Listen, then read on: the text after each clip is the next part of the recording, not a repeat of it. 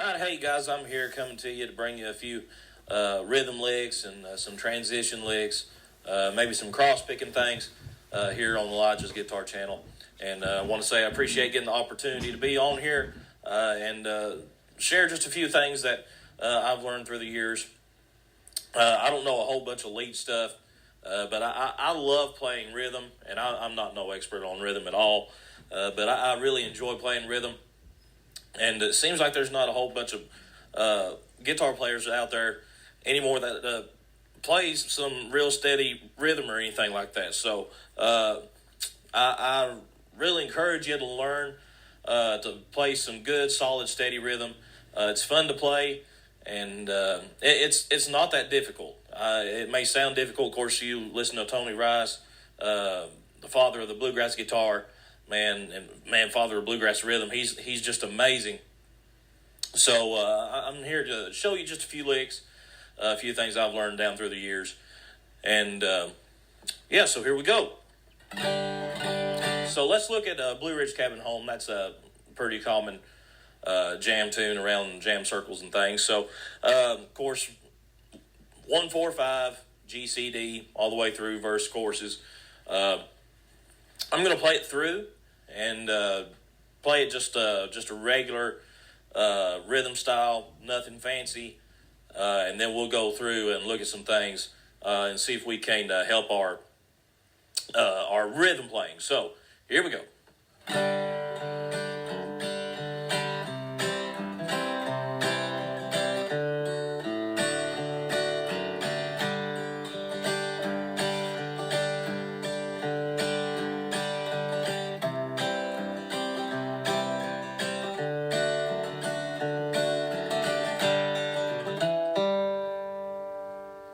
Okay, so some pretty basic stuff, but we're going to look and we're going to add some transition licks, maybe add some cross picking in there, and see if we can't figure out how to make it sound not too overbearing, but enough to complement the breaks and also the vocals itself. So if we look at bluegrass guitar and we look at the rhythm section, it's the backbone of every song. So we don't want to be too flashy, but we don't want it to be so dull that people don't really want to listen to it. I mean, people like groove. And if we look at Tony Rice, we think about his groove. Think about Brian Sutton, his groove. Those things they're amazing. And just to be honest with you, I'd rather listen to Tony Rice play rhythm guitar than lead any day because his rhythm is just amazing. Along with his lead too, but his rhythm, one of the reasons I wanted to start playing guitar was because of Tony's rhythm. And it's not that difficult if we look at it piece by piece and in context. So if we think about playing rhythm guitar, and we think about scales, so of course a G scale, and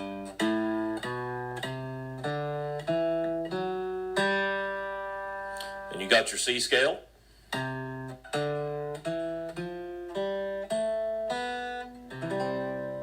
and you got your D scale,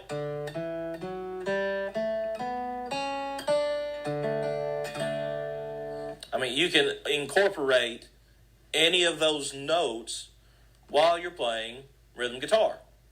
So if we go back and we start all over, let's add some of these just basic G scale, C scale, D scale notes into our rhythm playing. So just to give you an idea.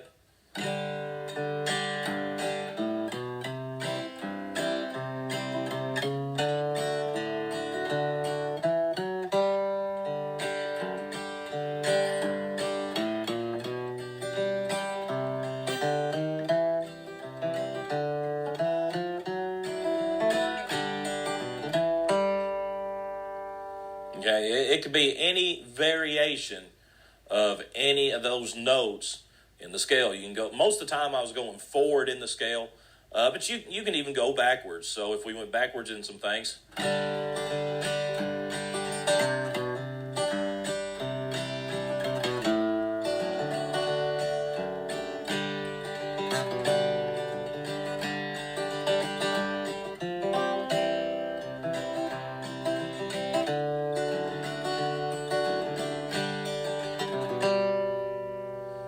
Okay, so we can descend in the scale, we can ascend in the scale, things like that. Of course, there's no set way you have to do those things. Play with it. Of course, you can look up those scales anywhere on the internet. Elijah can look them up for you. It's just your do, re, mi, fa, sol, la, ti, do. You can go on down, I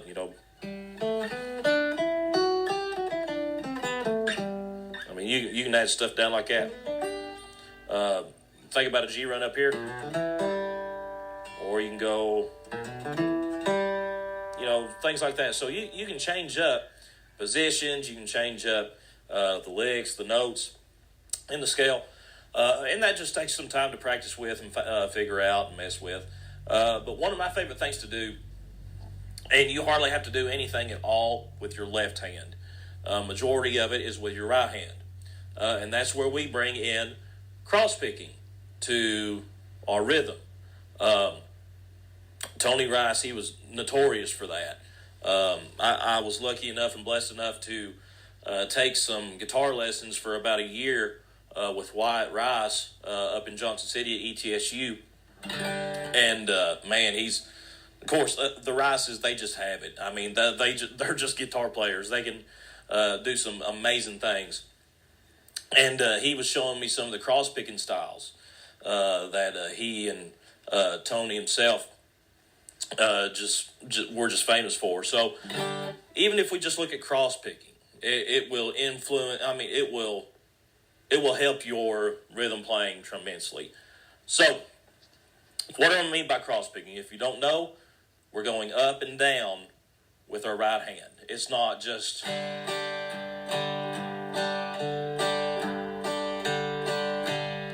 We're not just hitting chords and strumming. We're actually hitting individual notes and incorporating that with the boom chuck, with strumming and things like that. So just to give you an idea, I'll play through it with some cross picking, and then we'll look at it again in slow-mo. So here we go.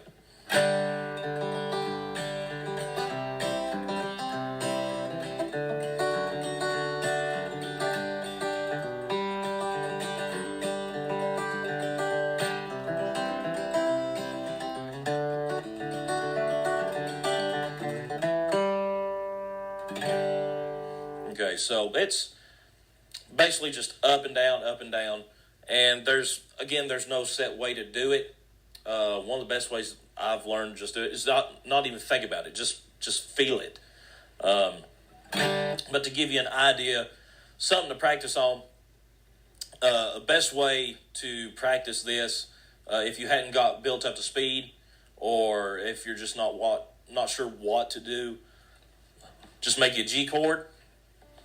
And I start at the top, which will be the E string, top, bottom, whatever you want to call it, the big E string. So we're going to start right there, and we're going to go down. Then we're going to go to the fifth string and go up. See, I need to practice myself. E string down, fifth string up, fourth string down, third string up, second string down, and fifth string up. And just do that over and over again just to get working on your practice on cross picking.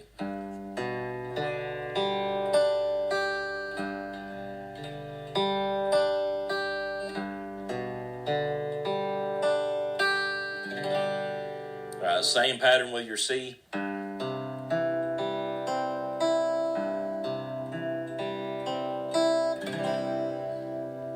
And then D,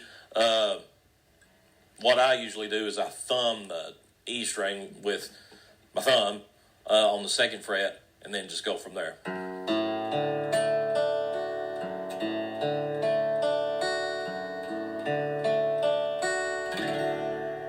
So any way you want to fill that out. Most of the time I'll start on the fourth string, usually on G. Usually when I think this is right. It's hard for me to count and play at the same time. I think I cross pick usually 4 notes when I'm strumming. So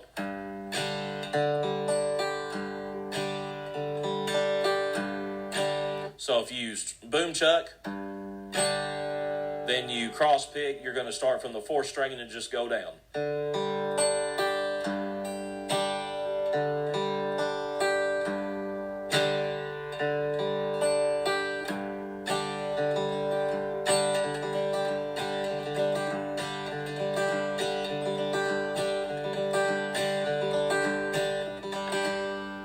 Same thing with your C.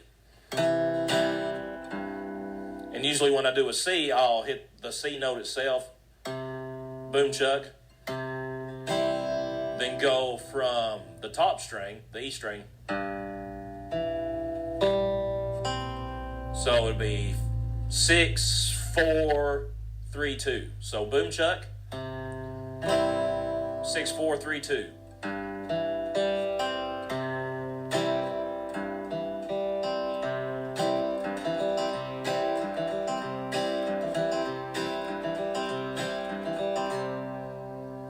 Then we go to our D chord. So boom chuck starting on the 4th string. And this is going to be kind of almost like the C chord, except we're going to go for our 5th string. And then just go down to the 2. So we got boom chuck on the 4. And then we're going to work our way down 5, 4, 3, 2.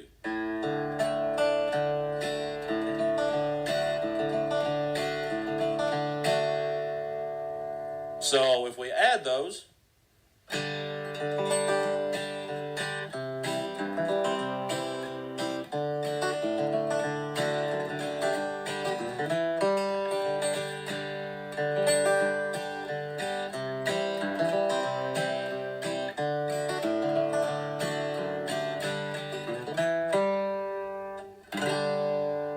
there you go. Hopefully this has been a help to you. And if you practice it, if you just sit around and practice it enough, even just the right hand technique, man, you'll find yourself just adding, cross picking stuff left and right. And again, these scales, it's the simple things. If you just take scales and you just add just a few notes from those scales to your rhythm playing, man, you'll blow people's minds. So I hope it's been a help to you. And again, I want to thank Elijah for letting me be on here, and I hope it's been a good help to you. So we'll catch you all next time. Thanks.